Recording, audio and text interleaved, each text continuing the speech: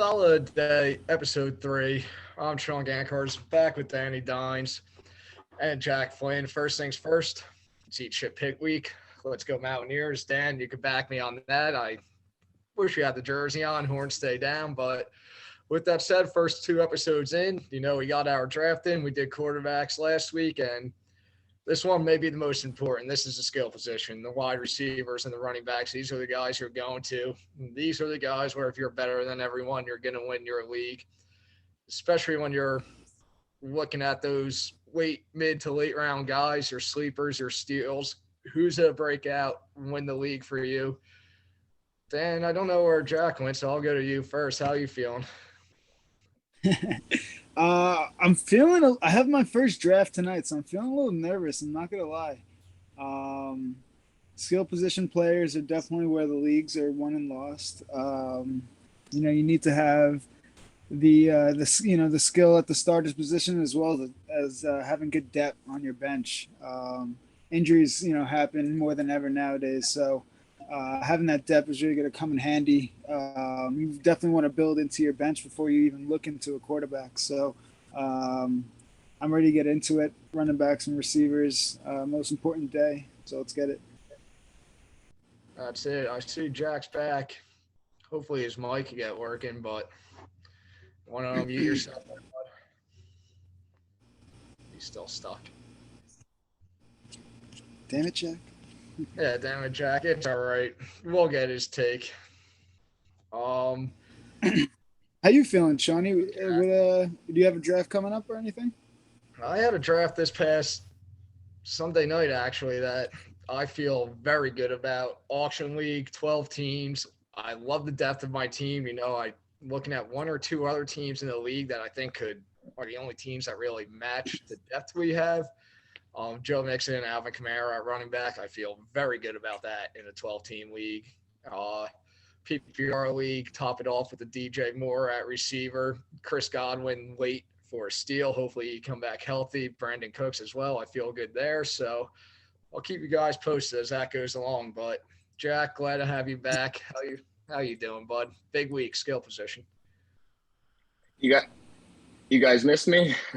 Oh, always. Yeah, I don't know what happened there, but I'm ready. I'm ready. I'm ready for to attack these skill positions. Probably the most important in the league, and it's where you win or lose. So I'm definitely ready. Let's go. Right. We'll start off right off the bat. One of the biggest questions, especially in a lot of drafts, because we're talking about a guy that's likely a top 2. Some guys haven't won, at worst, top 3 pick.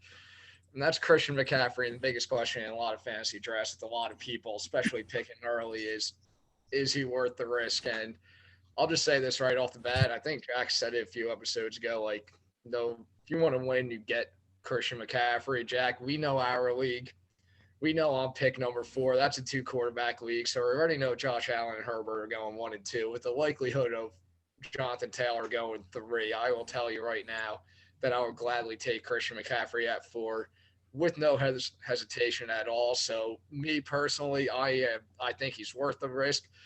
I'm not worried, and I'll even play an odds game about it right now. He's had a couple injuries the past 2 years. He feels very due to be out there for a good chunk of the season and hopefully all of it. Yeah, he's healthy now, so you can't hold it against him. I don't think.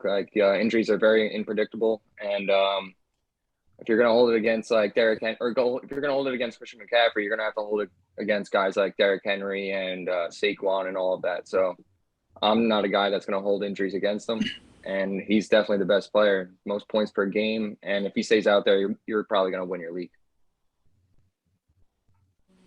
Yeah, I for one wasn't that high on Christian McCaffrey coming into the season just because of his injury history. I mean, the guy missed half the season last year to a toenail injury. So it's I don't know how I can do it, but I do have the 2nd overall pick in one of my drafts later on this week. And it is very tempting. And honestly, Jack, you said it best. If you do want to win your league, though, you have to go out and get the best player, no matter how high risk, high reward he is. I was considering Derrick Henry for that 2nd overall pick, but I've completely hopped on the McCaffrey train. and I think I'm going to ride with him this year. Like you said, he's had some injuries in the past, but he almost does feel due to have, a big year and get back to like, that MVP type season that he can have. And why not? He has a new quarterback, and this offense seems like it's ready to go and ready to unleash him, not really give him any limitations. So yeah, fire me up with some Christian McCaffrey. I'm fully aboard with that. Yeah, we all seem to be high on him. Like I said, I feel pretty confident in that two quarterback league. I'm gonna get him at 4. I'm kind of already all in on him. I'm praying he's there for me at 4 on this point because I really don't have much of another plan in my head that is Honestly, competitive. But I've never even drafted him before. I've never been a Christian McCaffrey owner, so I've never been hurt by him. So that whole part of it, I'm not even thinking about that. So, I'm ready to get scarred. I'm ready to take my first Christian McCaffrey scar, if anything. to be honest, I'm in that same boat as you. I'm playing fantasy football for years, and not once have I ever had him. So I'm hoping. I would love to Okay, have. sign us up. Let's go. I'll ride it. I'll ride it out with you, Shawnee. It's the way to do The it. only argument against them is that you usually don't win your league in the first round. You could lose your league in the first round. Like if he hurts you, it's going to be big. It's going to hurt a lot. So that's the only argument against you. Like you could go safe with the Jonathan Taylor, but I just rather play risky. Definitely gonna get some good running back depth later on in the draft for sure. I'll look to probably draft give probably at least 5 running backs in this draft just to make sure to cover any injuries, any bye weeks. Guys like that you want to have backup options ready to go. So I think if I plan it out right, I should be good. Yeah, I mean, I think it's a position that, I think both these positions, but more so running backs. There's a drop off at the running back spot, and I think it's something you're going to want to sell out early for because receivers there is a drop off, but the drop off into the second tier doesn't feel as bad as the second tier of running backs either. So load up on them. If you get McCaffrey early, I think you go for it. With that said, loading up on these running backs, not everybody's gonna have a top 5 pick. Not everybody's had their shot at Christian McCaffrey. So, Jack, I will look at you here first. If you're picking late in the first round, which running backs are you targeting? One of the main guys I'm targeting right now is probably Saquon. He's healthy now, so the same thing with Christian McCaffrey. I'm not going to hold his past injuries against him, and I think that offense can't be much worse than they were last year. There's also a couple of receivers that are missing. I think Kenny Galladay is a little injured, and I'm hoping a lot of those targets go to Saquon. That's the one concern I have is if Saquon gets targets or not. Because back when he was an elite running back, he had all those targets from Eli Manning, and I just don't see that coming from Daniel Jones that much. But we'll see. I'll take the chance on him, and that's my guy for now. Yeah, well, the thing with Saquon too. I love Saquon this year as well, especially as a Giants fan. And yes, when he was elite, he got all those targets from Eli Manning. But even if those targets get cut in half from what he was getting from Eli Manning, you're still looking at 50-plus receptions from Saquon too. We're talking about a guy that caught 90-plus passes with Eli's rookie year. You could damn near cut that in half. And, that I don't even think it would get cut in half, but that leaves you a floor of 50 to 55 catches. I still would bet you're getting 60-plus for him. So I'm a guy that likes Saquon as well. But with that said, my guy that easily get brought up by me multiple times this show, especially talking running backs. And, Joe Mixon is a guy I'm looking at this year. I think I said it before on this podcast. I think he has an outside chance to lead this league in rushing yards. I think the Bengals really improved their offensive line. I think it's opening up more for him. And not to mention, he does have the ability to catch the ball. I know that team is loaded at receiver, but I've been riding Joe Mixon for the past 3-4 years in fantasy, almost ever since he came in the NFL. And he has hurt me a lot. But last year, he finally started to break out. Pretty much carried me to the championship. I did one, helped me win the league. And I think that offense is better. You're taking every down back in that offense with all receivers. He's have a lot of running room. He's still to get his catches too. Joe Mixon's a guy I'm targeting there. I'm I'm not gonna lie, I don't like either of those picks. Saquon burns. Saquon really burned me hard last year. I had the last pick of my league last year and took Saquon, and thinking the same thing that you guys were thinking this year. He's healthy. They're gonna give him the reps. They're gonna give him the volume, and once again just can't stay healthy. I got the gangrene colors on, so obviously I'm not the biggest Giant supporter, but I just can't get behind taking anybody in that offense. It's just too risky for me. I've seen too many Giants games as well as Jet. I don't trust anybody on the Jets offense as well either. So I'll be straight with you there. Joe Mixon, I don't hate him. It's just like you said, he's had injuries in the past, and he just had really that one good year last year. So not really enough sold to me to take him in the first round, especially. But some guys I am looking at, legal issues aside, Alvin Kamara, if he didn't have his legal issues going on right now, he would easily be a top 5, pick in a standard league, no doubt about it. And if you're sitting there, pick 9, 10, 11, 12, and he's there, that's a great running back to build around. It's looking like he's not going to get suspended until next year.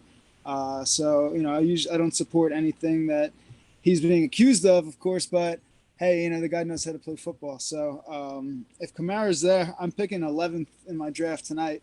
He's definitely one guy I'm targeting.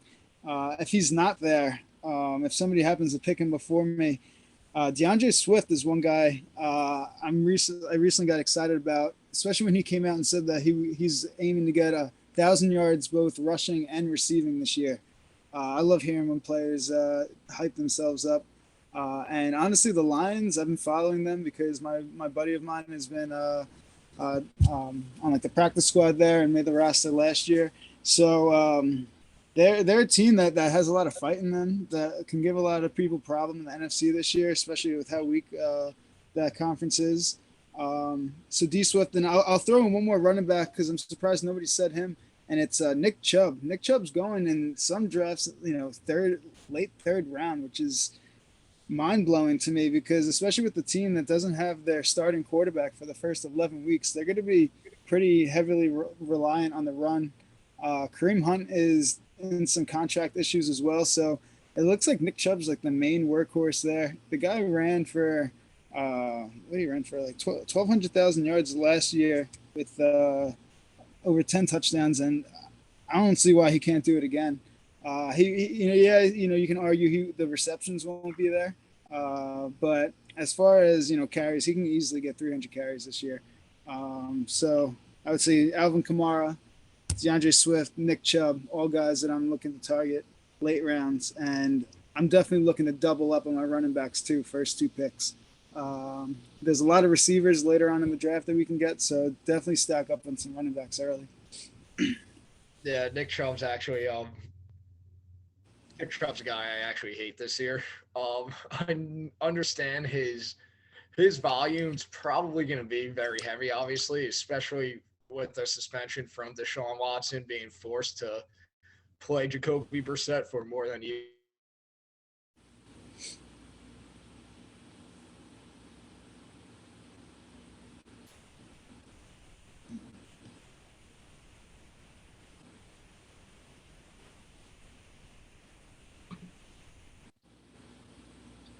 Up, you sell out to stop Nick Chubb, because if you do that, you're probably beating the Browns no problem. You got there Jacoby Brissett to throw the ball against you. I'm assuming that's how defenses are going to go out.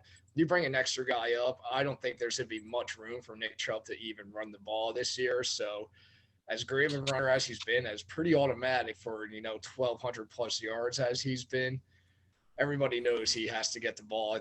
It's almost, I feel the same way about Derrick Henry this year too, except Ryan Tannehill has proven more that he kind of can throw the ball, and Derrick Henry is Derrick Henry.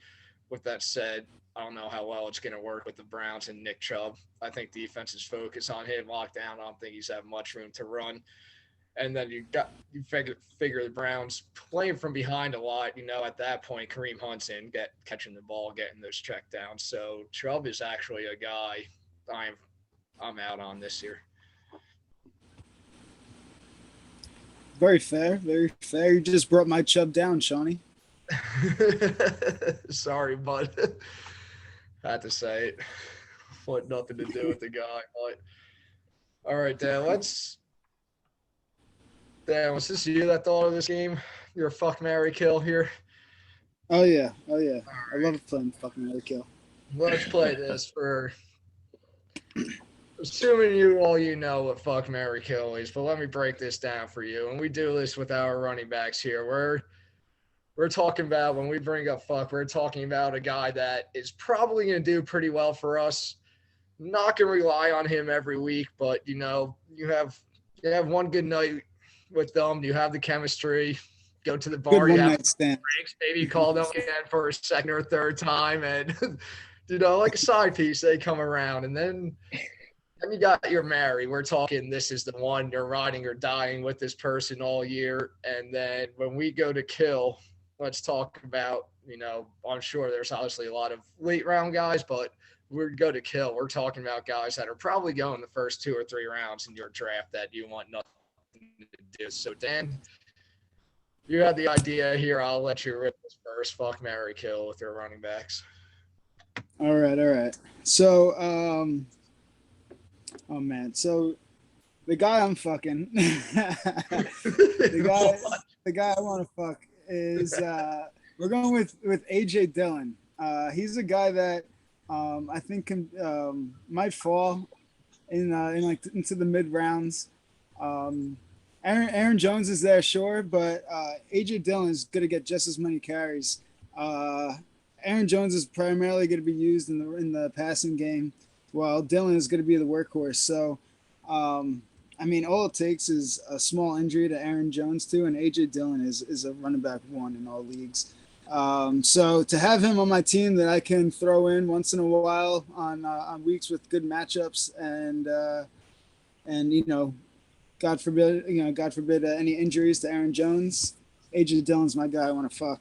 Who I'm gonna marry?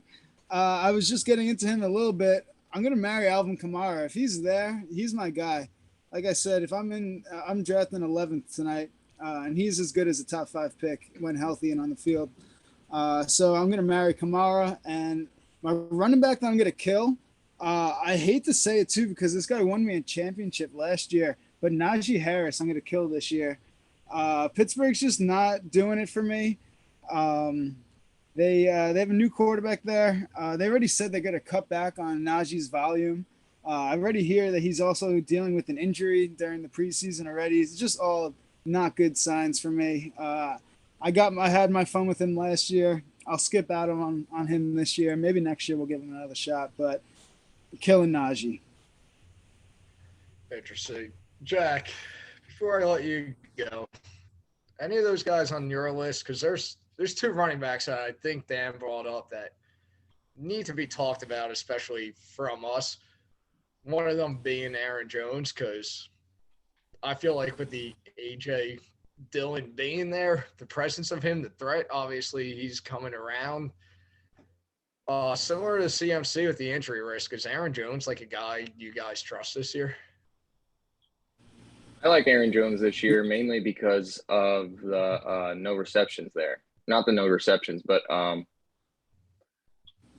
vacated targets by Devontae Adams and MVS. I think Aaron Jones might actually be the leading pass catcher on that team.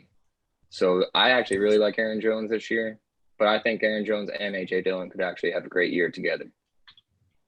See, I'm kind of with you on that. I think Aaron Jones and AJ Dillon could do that Kamara Ingram thing we saw a few years ago, where they were, both top 15, maybe even top 10 fantasy running backs when it was all said and done. And I'm with you, Jack. I think, with Devontae Adams gone, I think as weird as it is, Aaron Jones becomes Aaron Rodgers' most trusted guy on that offense, most trusted playmaker. And somehow, some way, that's got to mean Aaron Rodgers, let's be honest, he's the one calling the plays at the line no matter what he gets radioed in. Then I'm sure he's throwing up more plays to Aaron Jones because of that. Dan, you were shaking your head when we said that we liked Aaron Jones this year. I just little, I don't like how high he's being drafted. I never really liked Aaron Jones because one of the first years he was in the league, he didn't fuck me. He just messed with me as you couldn't really tell when he was going to have a good week or not. He was very inconsistent. And that's getting back to your point with, Aaron Jones and AJ Dillon, both, succeeding in the offense. Those guys, one guy can have a really good week and the other guy can have a down week and vice versa the next week. So it's hard to predict in fantasy wise. Like, although it's good having those guys on your team, relying on them on a week to week basis sometimes can be a little too risky and just straight up annoying to me. It's like there was one week where I would have him starting and he would get 2 points, and next week you put him on your bench and he goes off, and next week you have it's like back and forth with him. So I'd just rather not deal with that. And I figured honestly that, like, fantasy point wise, they're AJ Dillon and Aaron Jones are going to have similar stats. So I don't see the sense of drafting Aaron Jones late first round, early second round when you can get the same value with AJ Dillon, in round 5, 6. So I don't know. I just think that there's better value on the board around Aaron Jones, and I definitely don't disagree with him getting a lot more receptions, and being Aaron Rodgers' favorite target. But I don't know. The Packers have always been in that 2 running back set, so it's not really that new. I don't know. I don't love him. I don't hate him, but I don't love him. yeah. I mean, Jack, you'll recall, I've been fucked by Aaron Jones 2 years ago in a championship game. Jack remembers my spot in the 2-quarterback league. I went into the championship game, 2-quarterback league with Pat Mahomes, Aaron Rodgers, Aaron Jones, Austin Eckler, DeAndre Hopkins, and Tyreek Hill. And that was the week that the Packers decided to introduce A.J. Dillon to the world and break him out. And while Aaron Jones sat there and got me maybe 10, 11 points in a PPR league, A.J. Dillon's out there getting 20+ as I have to watch myself lose a championship by literally half a point. So I have been fucked by Aaron Jones big time before, but he's a guy I'm still looking for this year and would not mind. I'm not reaching for him. We were talking late first round running backs. Like, he's definitely not a guy I'm talking there. But, if you're picking late second round and Aaron Jones is there, look at the other running backs that's still on that board. I think he may be a good option for you. But, Jack, let's get to you. Who is your fuck, marry, kill? So the first guy I'm going to bring up that I want to fuck around with is Breece Hall. I think the talent coming out of college is really, really – I knew I'd get Dan up there. But I really like the talent coming out of college, and I just think he could be elite. I have a couple problems with him. First off, he's getting drafted in the RB dead zone, which is where I do not want to target running backs at all. And then he also has Michael Carter coming behind him. And then he's also on the Jets. But I think talent could win out, and he could be a steal in the draft. But the one problem is they have a very tough schedule in the beginning. So he's kind of a guy that I'm actually targeting later. I will try to trade and get Breece Hall when he's going down. And then plus also rookies tend to get better as the year goes on. So he's a guy I'm going to target later. So I'm going to tease him a little bit, and then I'll finally get in bed with him come the end of the season. The guy that I want to marry – the guy I want to marry is DeAndre Swift. I have a bold prediction this year that he could be this year's Jonathan Taylor. If you look at last year, the Colts weren't that great of an offense. Everyone was scared of the backup running back in Indianapolis, and it's kind of the same thing with DeAndre Swift. And he's an elite talent coming out. They both came out the same year, and actually, I think DeAndre Swift was the better prospect. So I really think DeAndre Swift can come along and win people leagues this year. Then the other guy I want to kill is Cam Akers. So this is another guy that is in the dead zone, and he's all part of a great offense, but I really think Darrell Henderson's going to get a lot of playing time this year, and I think he's going to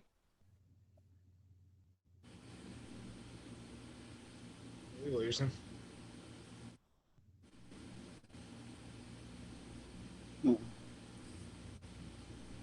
guess we He was lost him. saying Cam Akers, though. I I mean, agree with Cam I'm Akers. with I him was on thinking Cam about putting Akers. him like, Yeah. yeah.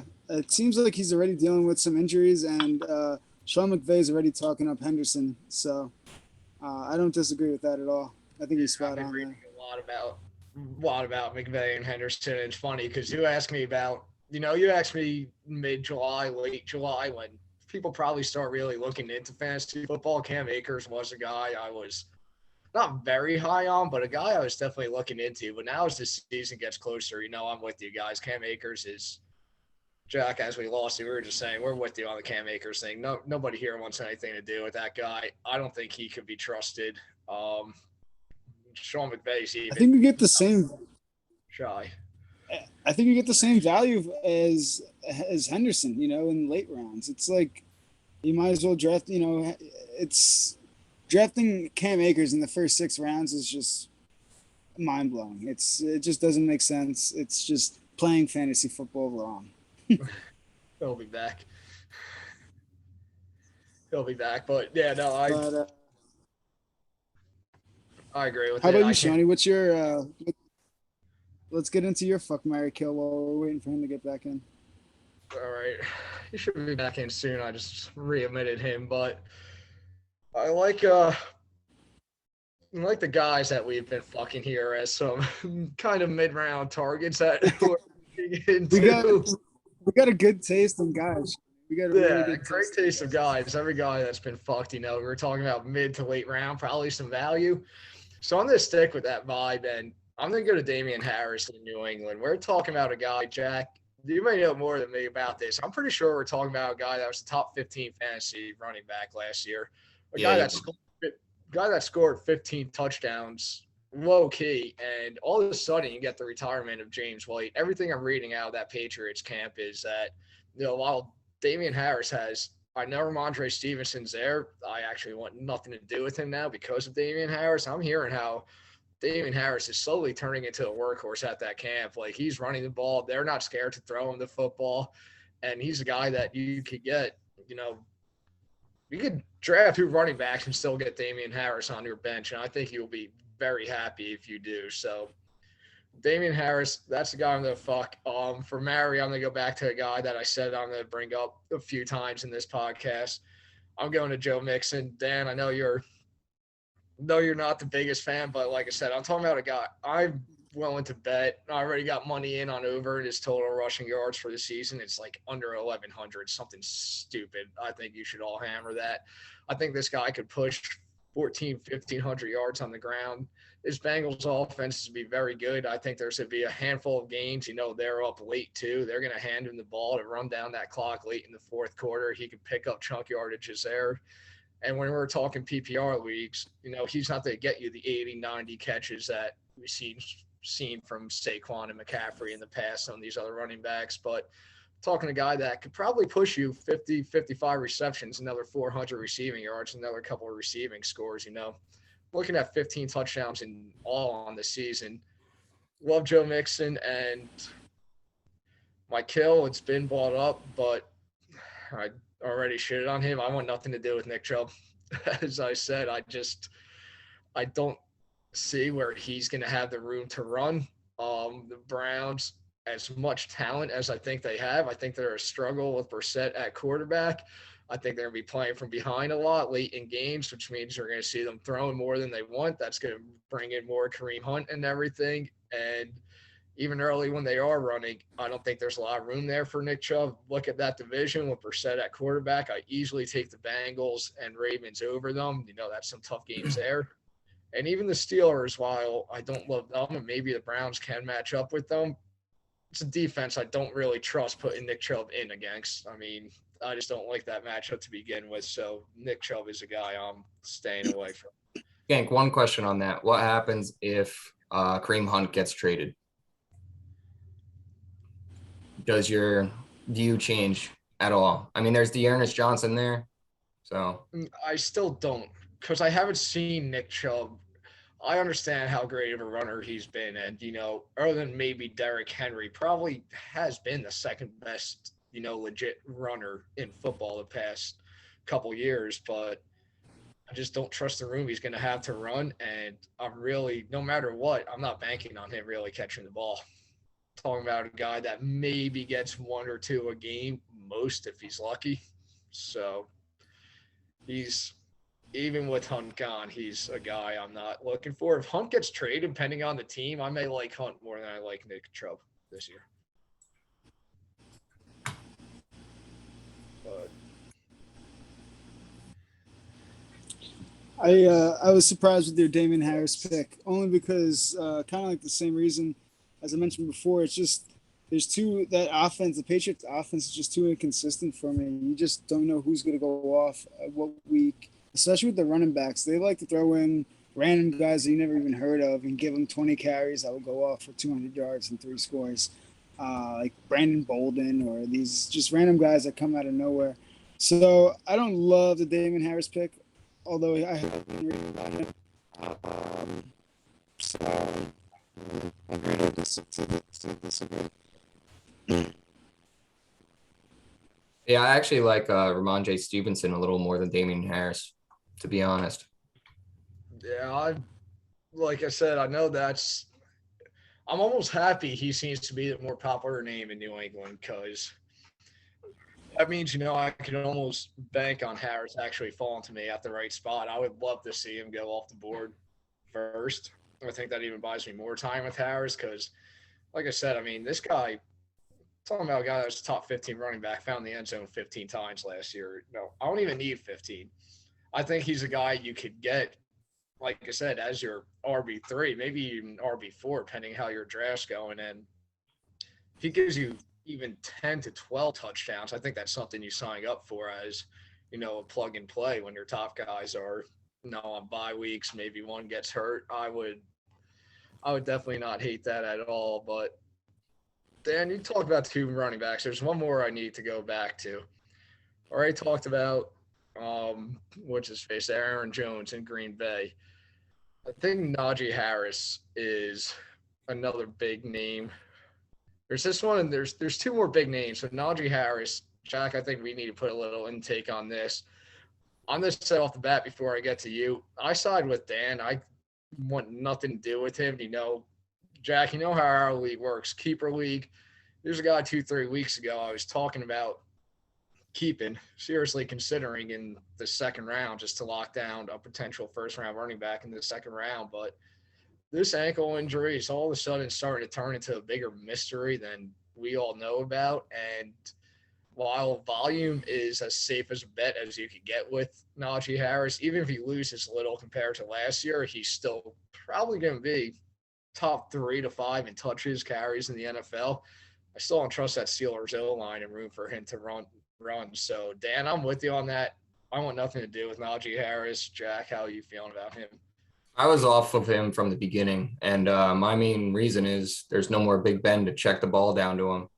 A lot of his points came from receptions last year, and I just don't see that happening this year with no Big Ben who throws the ball in 1.2 seconds.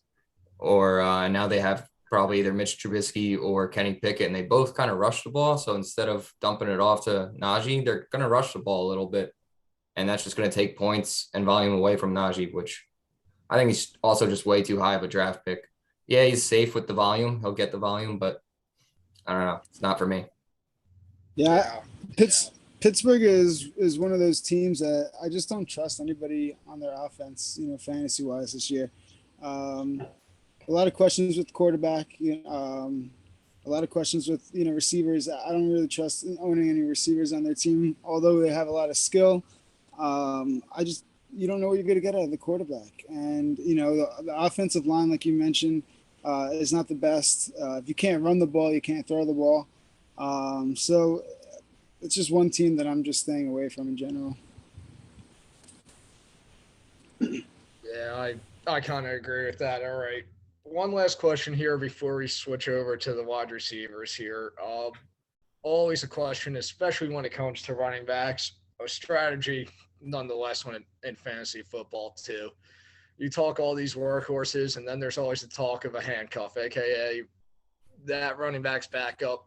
Who are you going to take in the late round in case your guy gets hurt? And a lot of these times, these handcuffs are safe to draft because they your guy goes down, these guys usually fill in as all of a sudden top 10 running backs for the week.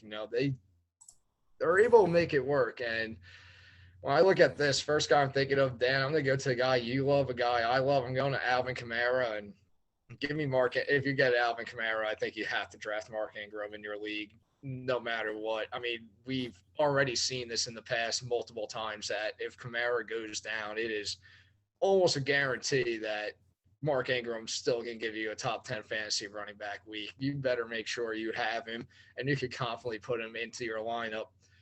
Maybe not expecting the rocket scores that Kamara gets for you, but, PPR league to get a 4 or 15 points is still very reasonable for him. And then the other one, if you're drafting McCaffrey, I mean, you got to look at, I guess, Trevor Hubbard's there for Carolina. He's McCaffrey's backup. His handcuff's always a safe way to go. If you're drafting him, I think you got to look at. Yeah, I can't argue with those handcuffs. Those are pretty good. Handcuffs are important to have. I actually won a few of my leagues just strictly off handcuffs. A lot of my leagues will have the extra bench spot. We have like 7 bench spots. So my last 2-3 picks are usually handcuff running backs. So it's not a bad strategy to go with. And like you said, I'm big on Kamara. Ingram is a must for me. If you're going to take the risk gambling with Kamara's legal issues, you have to have Ingram as one of your last picks. It's just the way you play smart fantasy football. But my handcuffs, I'm not going to go as deep. I have this weird thing where I sense when players are going to get hurt. I'm not jinxing anybody. I'm not putting hex on anybody. I can just sense when stuff is coming, when something's just too good to be true, something's just bound to happen. And the year that Jonathan Taylor had last year just seems way too good to be true. And for him to replicate that, or to even just stay healthy, I'm not even saying a season-ending injury, but to stay healthy and have a season like that again is pretty hard to replicate. So Nyheim Hines is a great pick that I'm looking at. I mean, he had a lone 200 carries last year, and that's already, backing up Jonathan Taylor. The Colts are a team that just loves to run the football. Even if Jonathan Taylor doesn't get hurt, Hines is going to be there to get some carries and be in the passing game. So I think he's a great guy to have, especially if you're taking, Taylor first overall. But another guy I also like is Melvin Gordon. And Melvin Gordon, I feel like, has had some unlucky years where he was at one point at the top of like the league, a top 3 running back at one point, and then just kind of had injuries and fell off and had contract disputes and got traded, and now he's on a new team and he's a backup and just hasn't gotten his shot. And I just feel like this year is his time to get back in the light and shine. And Javonte Williams is as high as I am on him. He is another running back that I do like in the early rounds, but he's also a young running back, and the sophomore slump is a real thing. And it might not be a slump, but it could be an injury, or I don't know. I feel like I just sense something bad is going to happen to that kid this year. And Melvin Gordon is as good as a backup as there is in the league. You can even argue he's a starter on most teams. I think, like I said, same thing with Hines. The carries are going to be there. He's another guy that, as a backup last year, got over 200 carries. So I love those two guys as my handcuffs. What about you, Jack? Yeah, to go off of that, I want a handcuff who has value, like standalone value, even if the starting running back doesn't get hurt. And Nyheim Hines and Melvin Gordon, they both have that value. One thing with Alvin Kamara and Mark Ingram, I don't really like Mark Ingram this year. He's getting old, and maybe like 5 years ago he would have been a good handcuff, but I just don't think he's there for Alvin Kamara. I think someone else could come up and steal that spot if he were to get hurt. One guy I really like going off of standalone value is Darrell Henderson. And I kind of got into this before I got cut off with my great connection here. Last year during the Super Bowl, everyone's all like excited about Cam Akers' usage and how much he had all these carries. But the main thing is Darrell Henderson wasn't there. So how do you know that they're actually going to use Cam Akers over Darrell Henderson? And then there's also reports saying Sean McVay is going to have a dual threat running back system. So I like Darrell Henderson a lot. And then another thing to go off of what I was saying about Mark Ingram is I kind of want young guys for the handcuff. So like a guy like Tyler Algier, I don't mind him because he could also have standalone value depending on what they do with Cordell Patterson.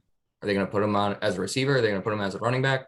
So I kind of like attacking guys like that as well. Solid pick, solid pick. Before he's a guy I'm looking in deep in my rounds because I know you're talking Cordell Patterson, but see Patterson to me, as Dan said before, he feels like that. Even though it's nothing like a Jonathan Taylor year, it felt too good to be true for that to even be again. And I'm not even saying an injury. Like, I'm just not expecting it again from Cordell Patterson, especially with Matt Ryan gone. You know, that's a whole new offense. And Algiers looked good in the preseason. You know, I think come week 4 or week 5, he may be close to a workhorse back for that team. And he's a guy I'm actually all in on that I'm looking for late in my rounds. I like Algier this year. I think he could play, and I'm hoping he could kind of just push Cordero Patterson to the side because I kind of rent a player with Patterson from you last year, I think, Jack, before I traded him because I just couldn't believe of what he was doing was true and was going to last all season. And even though it kind of did, I'm not ready to ride that again this year. He's another guy that's been in the league for a little bit. I don't see that happening, but – and he did taper off a little bit those last couple of weeks. You had a couple of busts, but I agree with that. I actually was lucky enough to pick up Patterson last year off the waivers, and he actually sat on the free agents for like 2 weeks after he started going off because nobody could buy into the hype or buy into that he was actually going to sustain this and keep it up. I ended up picking it up and ended up working out pretty well for me. I wrote him out in my flex for like the rest of the year, but he's a guy that I'm probably only going to draft if it's late rounds and all the other running backs that I'm targeting are already off the board and I can just use, an extra depth guy. But yeah, he doesn't really, tickle my pickle too much. Then you just go, he's a guy, and I don't know why my brain just goes to Chris Collins for Sunday Night Football.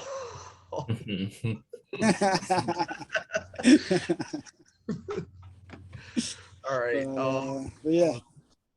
Before we get into receivers, I know you people, you two ain't trying to give away too much, but fuck you all because we do this for the people, for the listeners. So there's a name that has not been mentioned once in terms of running backs, and I refuse to go to receivers without bringing it up because of the pass he has, how good he can be, the value he is. Ezekiel Elliott's name has not been mentioned once, and we just talked about a whole bunch of running backs here. And I'm just saying right now, Ezekiel's still a guy I trust. I still think when it's all said and done, Dallas is going to – they're paying that guy. I understand Tony Pollard's there, but I still trust Zeke to be the workhorse. I still think his volume's going to be there. He is falling late. I think the third, fourth rounds he's fallen to is almost late in drafts. He's a guy I love. I still trust him 1,100 plus yards, 10 touchdowns on the ground. Ideal RB2. Would love to have him at RB2. Your guys' thoughts? Then I do love Zeke, and I actually have always hated him as a person. I hated him in college, and this is actually the first year I actually like him, which is crazy. But you're right. They're paying him all this money. They have to use him. I'm hearing that this could be his last year in Dallas. And if you remember DeMarco Murray's last year in Dallas, they ran him to the ground. They didn't care about what he was doing the next year. They said, we're going to get all of your usage out of you this year, and we're just going to feed you the ball. I think they continue to just feed Zeke. And, yeah, I think he's a running back that's falling. Him and James Conner, I would probably put – in the same boat for me as running backs right before that. What'd you call it, Jack? The running back dead zone. Yeah. So those are the two running backs I'd probably would put right before the dead zone. And so if I can snag Zeke in third, fourth round, it's a steal. Feed Zeke this year. I think Zeke starts the running back dead zone for me. James Conner is that cutoff. And I just don't like have how Tony Pollard is right behind him. I think Tony Pollard could actually surpass him this year. And last year, he did not do that well at all. I had him on my team the entire time. Yeah, he finished probably, I think you finished RB like 7, but he never had spike weeks. He did for the first couple of weeks, and then he had the injury, and everyone's blaming the injury. But is it really the injury, or is it just the players getting a little older, a lot of usage, and he's kind of hitting that cliff? So I don't want to put my money there for sure. That's just me, though. I drafted Pollard in all my leagues last year, thinking that last year was the year that he was going to take over. And when Zeke kind of, just had like, like you said, an average season, slightly above average season, nothing too eye-opening, but consistent, to say the least. Tony Pollard, I have no interest in drafting this year just because Zeke is still there. And I don't want to have that running back that could go off those weeks and that you never even know what weeks he could go off. I mean, yeah, if Zeke gets hurt, then Pollard obviously becomes an RB1. But the problem is Zeke always plays. Zeke was playing with an injury the whole time, the whole year. That's the one problem for Tony Pollard. But still, I just didn't like it. No, and that's what you look for fantasy football players is the guys that play, the guys that don't miss games. Very true. So, sign me up for Zeke. I'll fade on Pollard unless he ends up falling to me late. But, yeah.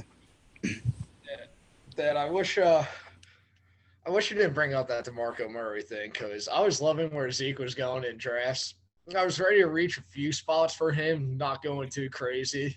They were trying to sell me on reaching more, but that draft I talked about earlier too that I did over the week and how the PPR, Joe Mixon, Alvin Kamara, DJ Moore, Brandon Cooks, Chris Godwin, Zeke's part of that team too. And I got in for what I believe was an absolute steal.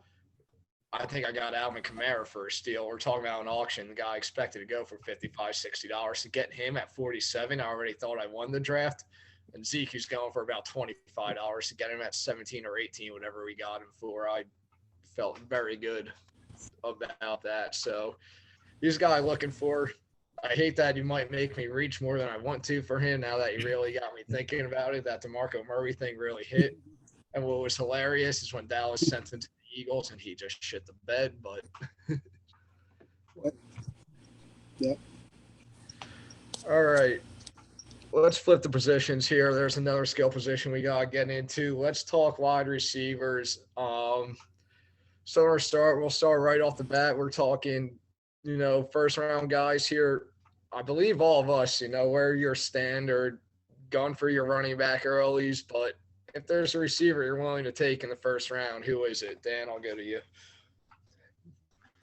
Yeah, I've never really been for drafting a receiver first round. I've always been, even in the second round, I usually just go running back.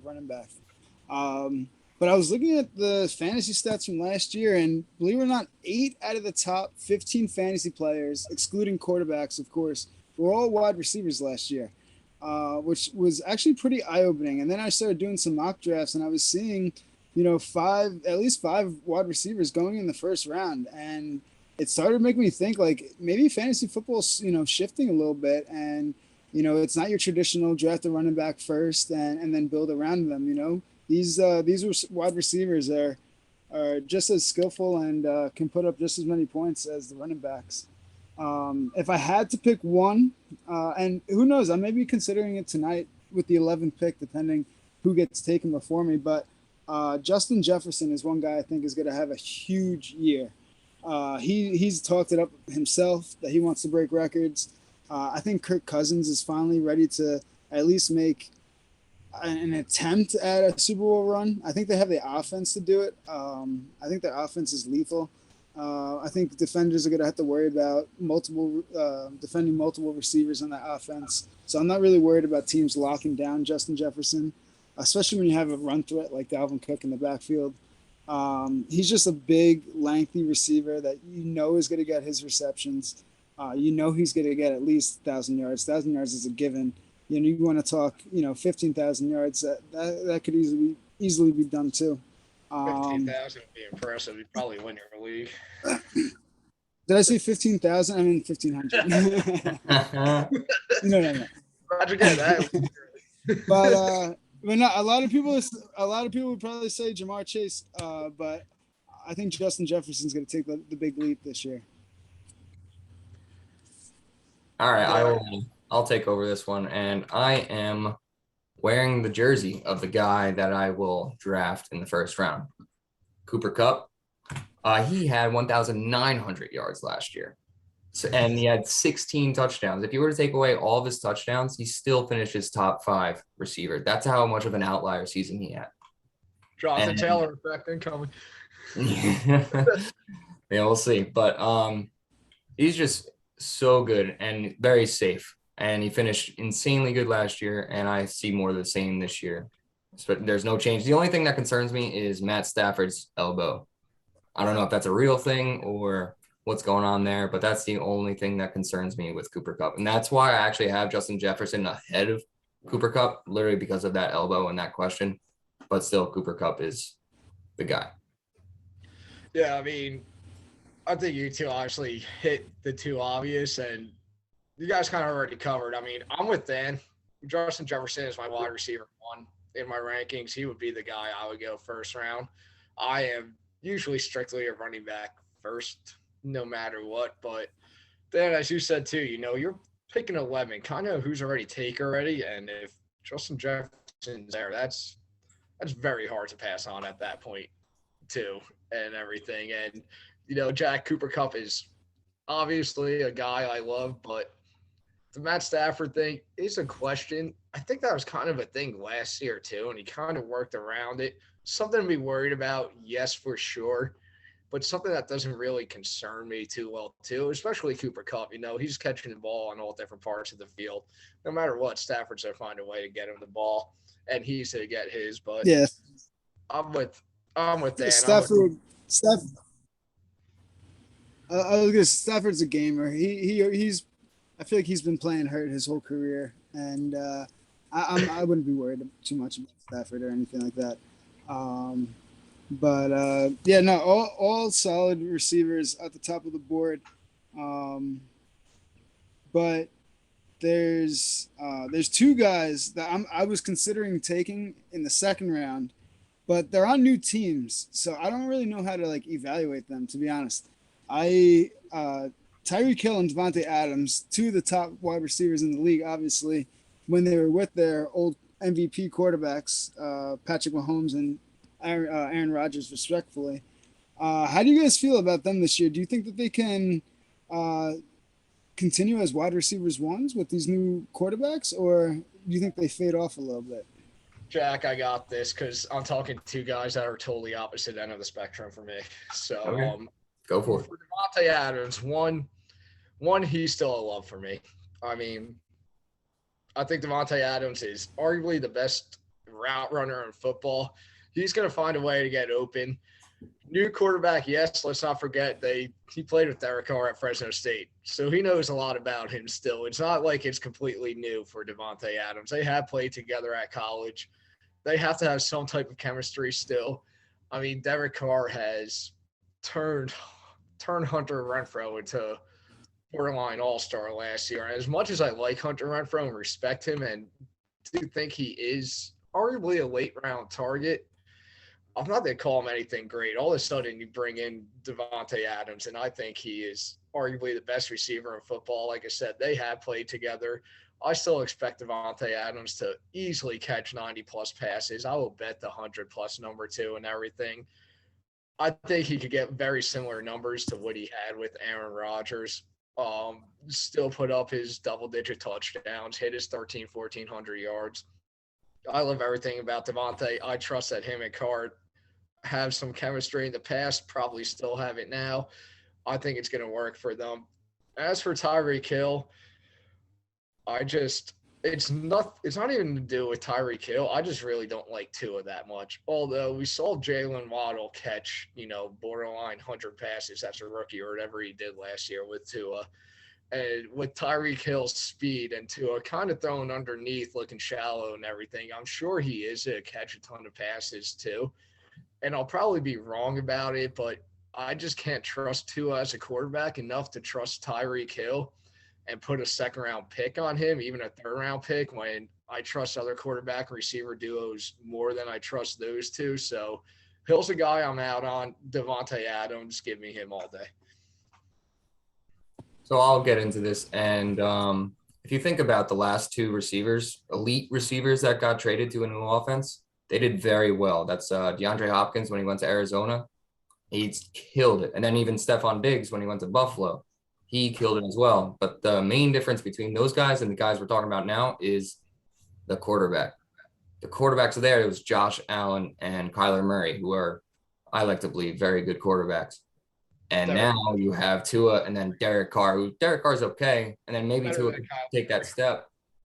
Better quarterback than Kyler Murray. I don't know about that. But the other thing that's very different about these situations is the weapons around them. I think Stephon Diggs was pretty alone. Same thing with DeAndre Hopkins. And now Davante Adams, he's not very alone. He's got Hunter Renfrow there and Darren Waller. And then now we are talking about Tyreek Hill, and he's got Jalen Waddle there, who's a second-year guy, up and coming, did insane for his rookie year. He broke a couple of reception records, I think.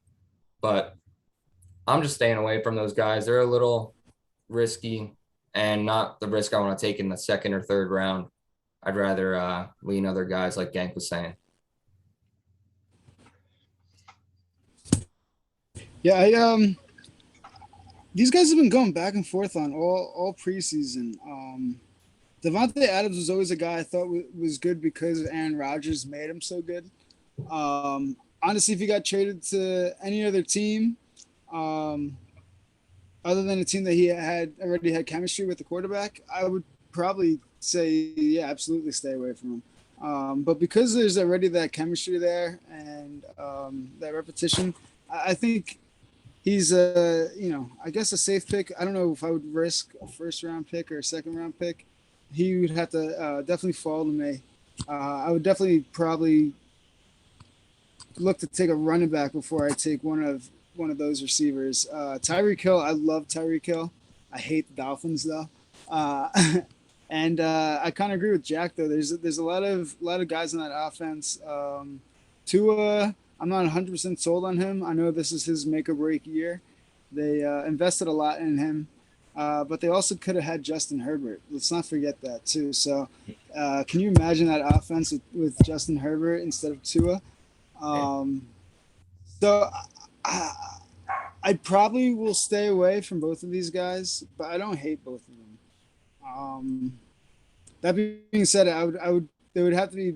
They're both guys that would have to fall to me in the draft. Not guys I would ever reach for.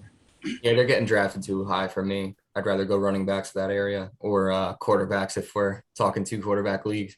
Yeah, like I said, I mean, I think the 2 quarterback league, I think that actually opens the door for Davante to fall a little, where he would have to be on my board. Obviously, like I said, I think Davante's just that smooth with his route running, and Jack, as you said, Derek Carr throws the ball to you got Hunter Renfrow there, take receptions, but you kind of look at the injury with Darren Waller last year and everything. He had no choice, and the whole, like I said, you got your DUI things. That Raider team was a mess with their targets last year. He had no choice but to throw the ball to Hunter Renfrow last year. And that I kind of think broke him out. Now that you got Davante Adams there, that's the guy you are going to target. You're really going to find a way to get him the ball. And I said it last week when we talked about the quarterbacks. I love Derek Carr this year. My bold take, I'm thinking we're talking about him throwing 5,000 plus yards, 35 touchdowns. I kind of expect that from him this year. And if he's hitting 5,000 yards, Davante Adams is getting a fair share of that. Hit 4,800 without him. But fair enough. All right, so let's play my favorite game, but with wide receivers now. All right, it's you know it, I know it. Fuck, marry, kill. Shawnee, I'll let you start it up this time. Who you taking out on a date, you dirty dog? Okay, I think I brought it up last week too, but guy in the fuck that's done well for me and has also burned me in the past. Give me Juju Smith-Schuster all day in Kansas City. We just talked a lot about Tyreek Hill.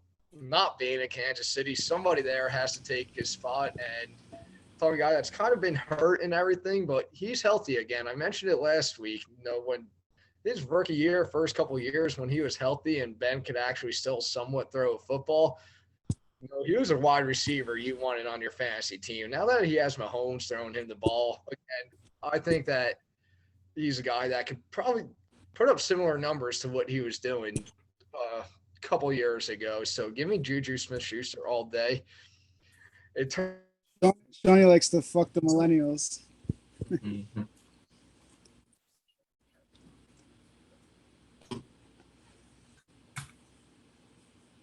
Uh-oh. Did we lose him there? Did he mute himself? all day. This Buffalo offense Shawnee, I was just kidding. was just way too good. Way too good with Josh Allen in the pocket and everything. And I really think, other than Justin Jefferson, he's your safest bet for big numbers. He felt like a down year last year almost. And when you looked at it, because he didn't put up the numbers he put 2 years ago, but 130 catches, like 1,300 plus yards, double-digit touchdowns. And I think the Bills' offense is only going to be better. So give me Stephon Diggs all day. And the guy that I am going to kill, I don't even know if I thought this through.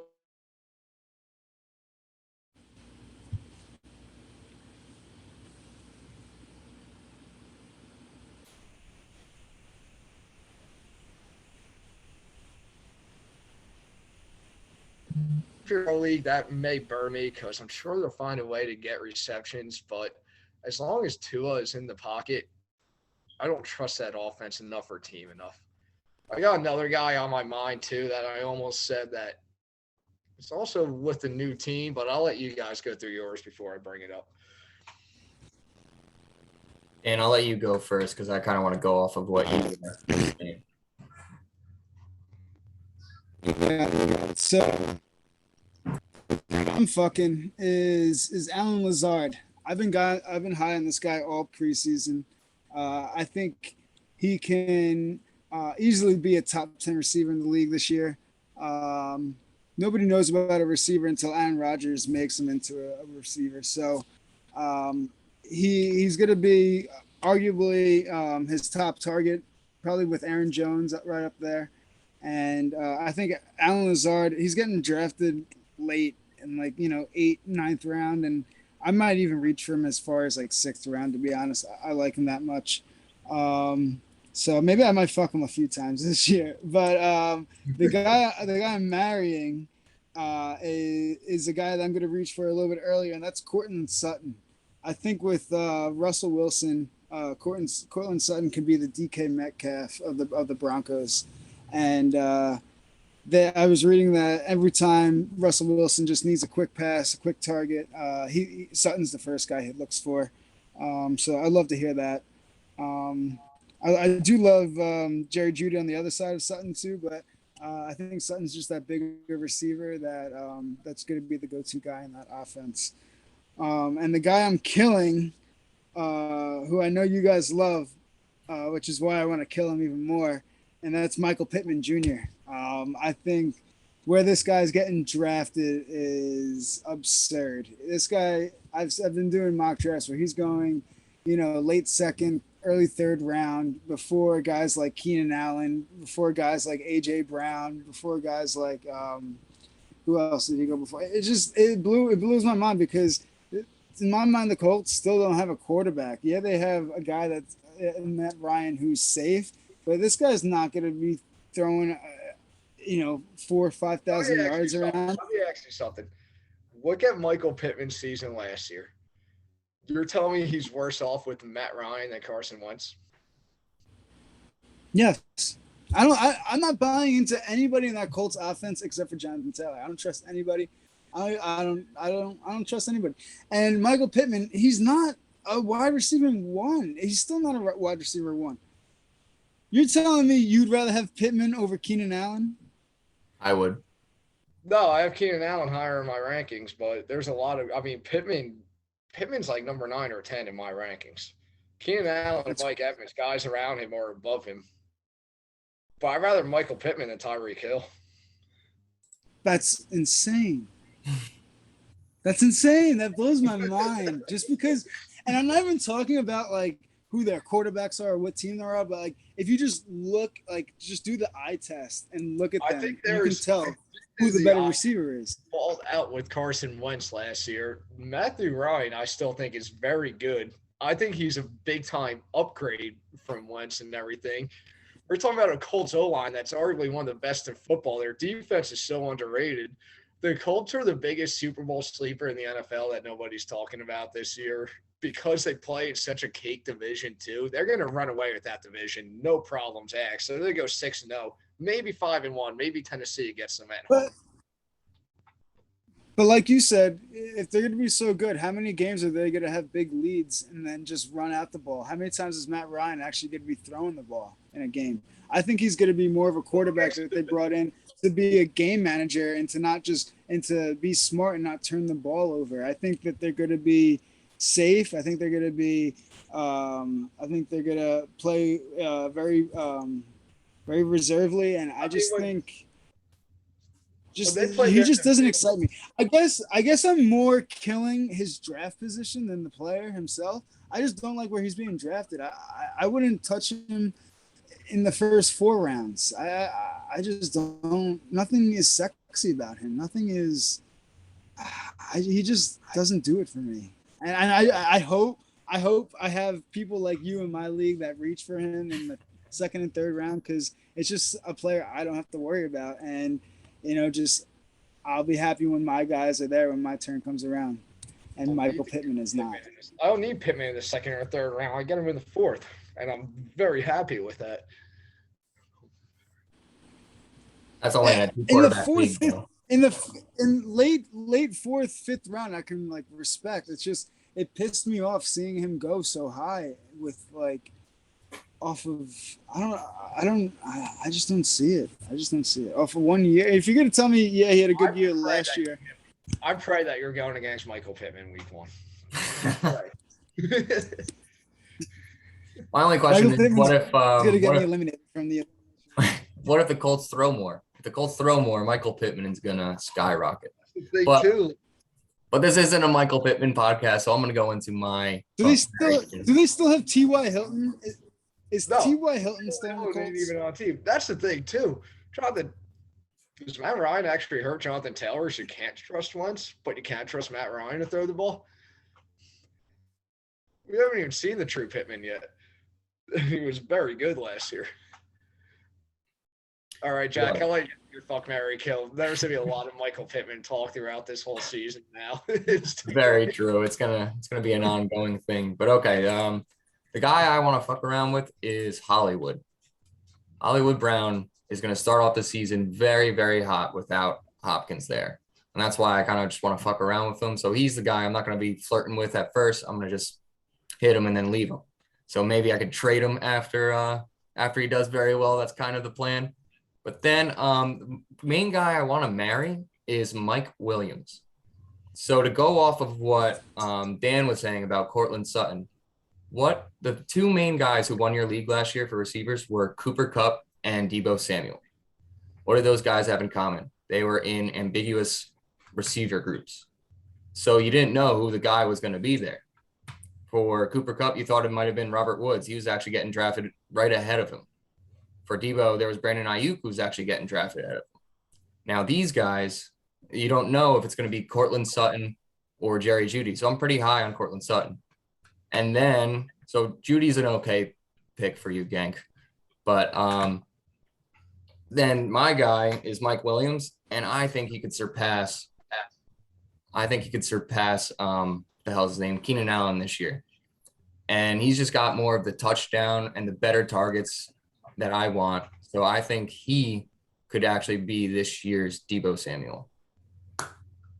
And then I got to kill someone. That's another guy I would say. And then the guy I want to kill is DJ Moore. DJ Moore, for 3 years in a row, basically had the same exact points. He had 4 touchdowns and 1,200 yards. That's insane to me. But now he's got this huge upgrade in quarterback, Baker Mayfield. That's not a huge upgrade. He's not going to do that great. Like, he doesn't move up my draft board just because of Baker Mayfield. And he's got a lot of talent, but I don't believe in that offense. I think Christian McCaffrey is going to just take over that offense, and DJ Moore is not it. He's not moving it for me. So he's getting buried in my backyard. All right. First off, I have a couple things. One, very fair on Mike Williams. I understand where you're coming from, but to compare Keenan Allen to Brandon Ayuk and Robert Woods feels unfair because Keenan Allen's just simply better than those guys, and he's proven that. And he's just getting a little older, getting towards the end of the season. He's 30 years old already. Two, DJ 32. Moore. What? Okay, go. Keep going. He can still get his, though. He's got Herbert there. He'll be more than fine. Yeah, DJ Moore. I understand the touchdowns aren't there, but if you're talking a PPR league and I'm getting 93 receptions and 1,200 yards, I'm taking that all day. Maybe he is drafted a little too high, but give me those catches and yards all day. And 3, this one's for both of you and for everybody that's going to be listening. I guarantee everything Jerry Jeudy has a better season than Cortland Sutton, and I'm just going to leave that there. I'll guarantee everything. They're definitely neck and neck. I would put now, if you want to go bet that Jerry Jeudy finishes as a higher ranked fantasy receiver than Cortland Sutton. I don't want to take that bet. I think they finished very close to each other. Only reason why I'm taking Sutton over Jeudy is because I heard that he's Russell's go-to target, which gave me enough appeal. But no, I agree. I think Sutton and Jeudy are both neck and neck. Honestly, I've been doing some mock drafts where I'm drafting both of them, and I would probably look to trade one of them if that's the case. But yeah, I'm definitely looking to stack Russell Wilson with one of those receivers in one of my leagues, 100%. But I want to back up to DJ Moore because I couldn't agree more with Jack. I was actually going to put him as my kill, but I had to throw Pittman under the bus, of course. But I hate DJ Moore too. Honestly, he's one guy I will never draft. Even back when he was playing good, I didn't like him. I never really bought into the hype. I never really thought he was a flashy receiver. I never thought he was on the team to do it. I never really thought he had the quarterbacks to do it. He gets a lot of receptions, but I don't even see that this year with Baker. I think they primarily run through McCaffrey. I think McCaffrey, they primarily look to target him. I don't like DJ Moore. I hate how it annoys me how he's going as early in mock drafts too. And I don't even know who the other guy is because DJ Moore and Pittman pissed me off so much. Those two guys.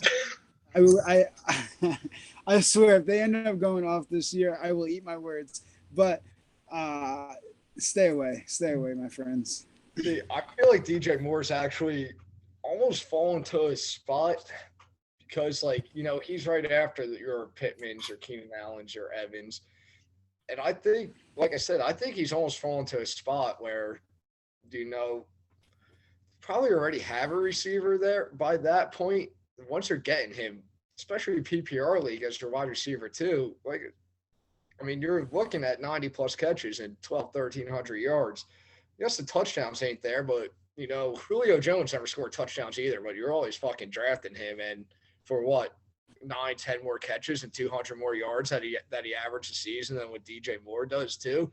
And not to mention, Jack, I'm not here to back Baker Mayfield. He is by no means this great quarterback, but I will say he's a slight upgrade compared to any other quarterback DJ Moore had. Yeah. I'm just not going to put him up my draft board for hope that he's going to do better with Baker Mayfield. But then also, I'd rather the guys behind him. I like Mike Williams. I like Cortland Sutton. I'd even rather Jalen Waddle than DJ Moore. That's just me. Yeah. No, I like all those guys better too. I like Gabe Davis a lot better than DJ Moore. I like honestly, I can name a really long list of receivers I like more than DJ Moore.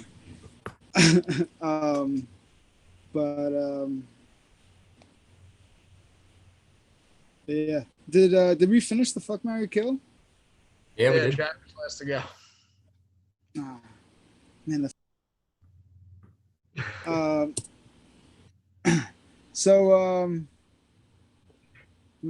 right. So late round fill-ins. So I think there's so much depth on the receiver board that you don't even need to draft that many receivers early on in the draft. I find it's a good strategy to build around receivers early and kind of get the receivers that have a lot of high potential later on in the draft, like the Allen Lazards, like the Hollywood Browns, Gabe Davis, so on. But even if you look further on, I think there's a lot of sleepers, a lot of good rookies out there that you can get in the last couple picks that may not be impactful week 1 or week 2, but as the season goes, I see a lot of big playmakers coming out of the woodworks. Who do you guys like as your late round fillers?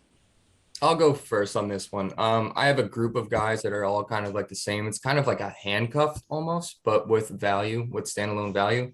So I'm looking at wide receiver threes of good offenses.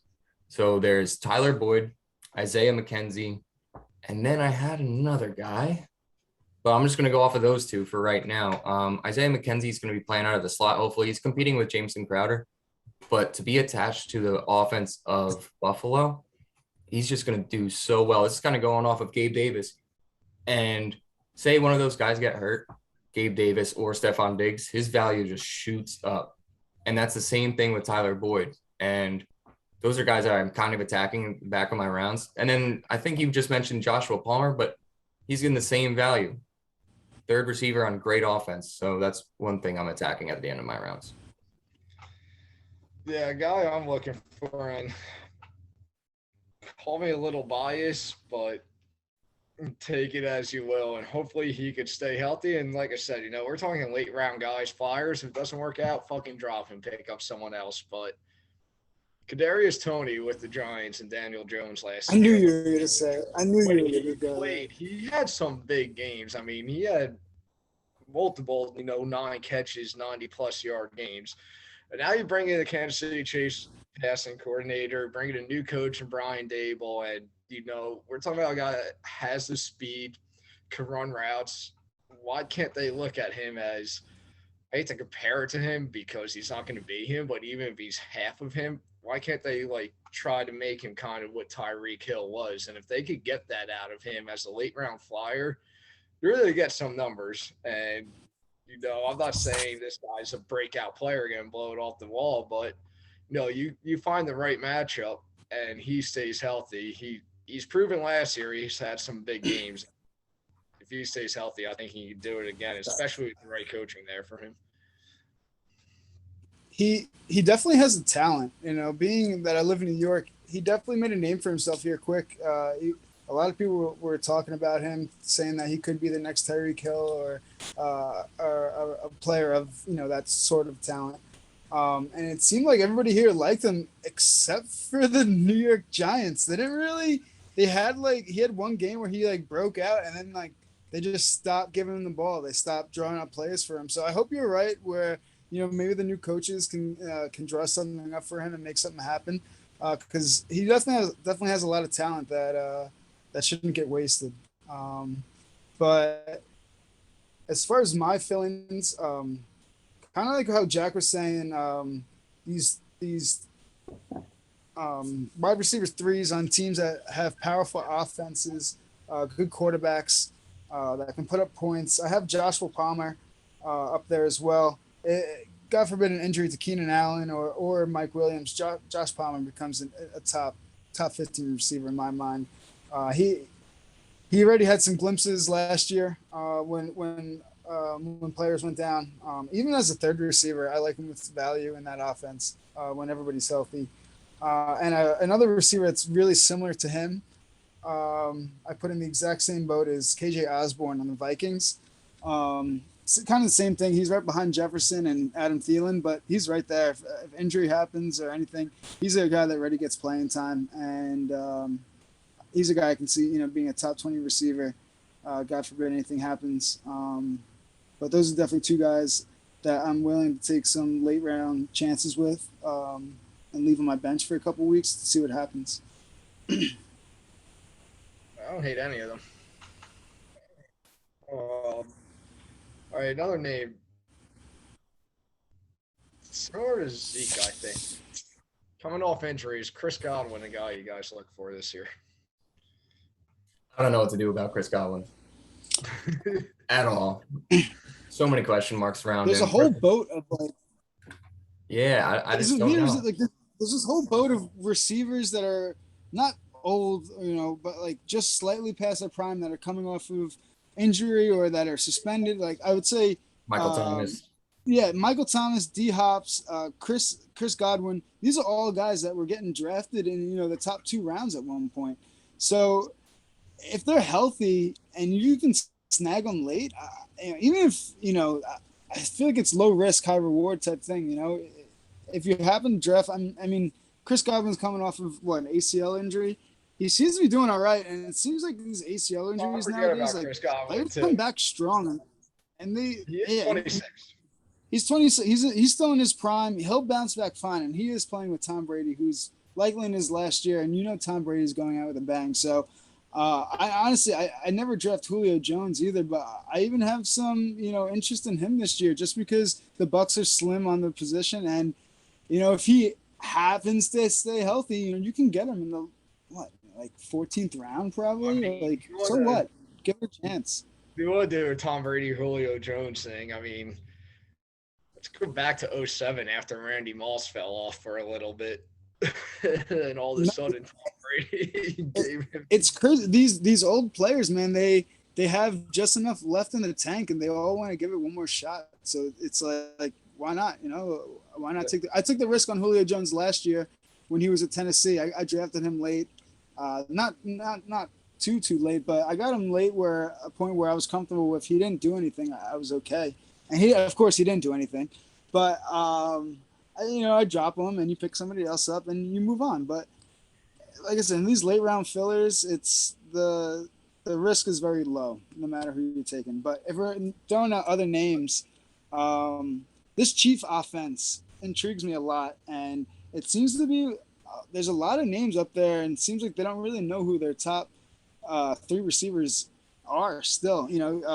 Juju's over there, but how reliable is he going to be? You have Mecole Hardman, who I was loving a few weeks ago. Now I just haven't. You're not hearing about any of these receivers on the Chiefs. Even Sky Moore, who they drafted to fill the shoes for Tyreek Hill, he didn't even have a target in the last preseason game. So it's like I don't know what's going on there. Even with MVS, it's just like so many of those receivers I feel like can be those boom guys, but which one? Juju's the only guy I'm attacking out of there, personally. He's coming from a worse situation to a better situation. MVS is coming from Aaron Rodgers to Pat Mahomes. So, MVS didn't do anything there. I don't think he's going to do much in KC.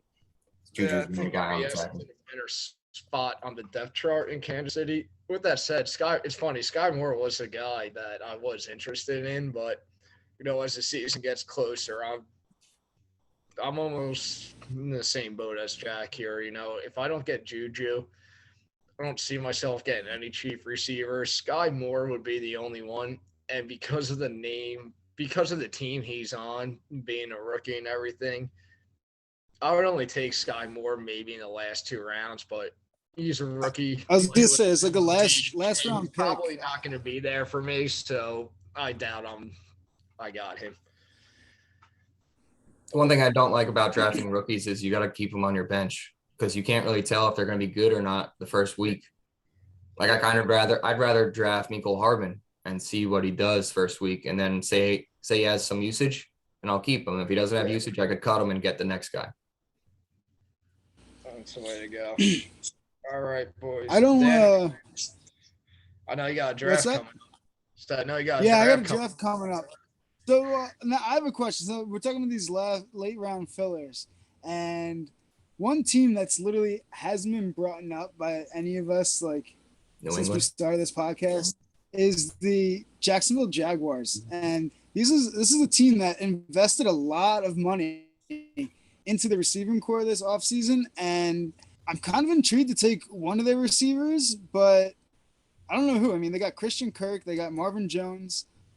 They got Zay Jones. It's like all these guys that were like wide receiver 3s on their previous teams are now all fighting to be a top wide receiver on the Jaguars. I know one of them is going to end up going off and have a good season. I just don't know who. See, I I'll be honest, Christian Kirk is the only Jaguars receiver I actually have interest in. And to be honest, at the time he's going, even if he stays at his ADP, I'm not that interested in him. If you want to talk skill positions, go other guys. I got a lot more interest in Travis Etienne running the football as one of my running backs. I think he's a guy that will catch the ball. I mean, we know him and Lawrence have played together. We know what they could do together. I trust him more than any other skill position player on that team. But if you want to get a receiver, it would be Christian Kirk. If he stays at his ADP, I'm not drafting him.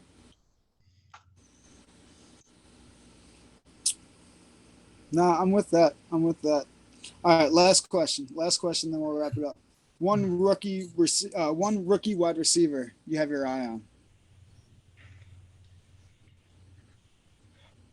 There's a lot that I like, but I'd rather go for a guy that's gonna do something right away. So I'm gonna take the low-hanging fruit and go with Drake London, who's the first overall pick for a receiver in the draft, and he's just got room. There's not a lot of talent around him, rather than Kyle Pitts, and then I guess Cordell Patterson, but he's got the most room to make an impact quick. So I like him.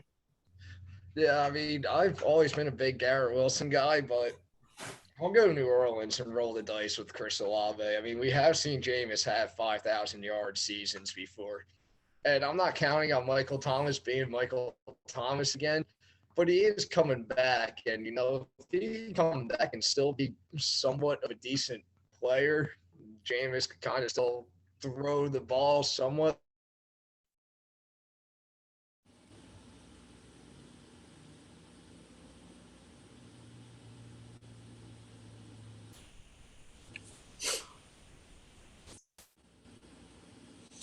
Then I Wilson, I don't think say? that Jameis is throwing the ball. Yeah, no, I don't hate the Saints. I think the Saints can be a sleeper team, to be honest. I think they could be a lot better than people think. One guy though that I'm looking not sleeping on this guy. I'm looking to target this guy.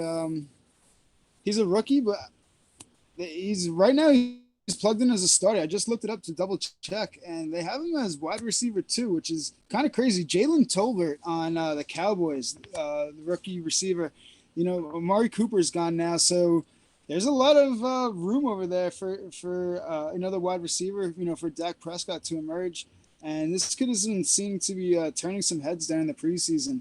So I might look to draft him in about a half hour as one of my late round fillers. Especially if I can get if I can't get Russell Wilson as my quarterback, Dak Prescott is one of my backup quarterbacks that I'm looking to aim. If I can get him and pair him off with Jalen Tolbert as one of my last round picks, I think that can be a steal and a sneaky move that might push me through far. I like it a lot. Definitely send us your team after the draft tonight. Yeah, we could. I'm starting to get a little anxious. Right? Oh, it's that time. My palms are starting to sweat a little bit. I'm starting to get a little antsy. We got about a half hour to go. I'm nervous. Once I get the first two picks. What's that? I said I hope you had the start I had the other night, because once I had Joe Mixon, Alvin Kamara, and Zeke in my back pocket, I was just. You're fine. Yeah. No, you're golden. Pack the bowl and crack open a beer at that point. That's it. That's what we did. All right, boys. But yeah, boys, I'm going to go get ready. Wish me luck. I'll see you guys soon. Send it in.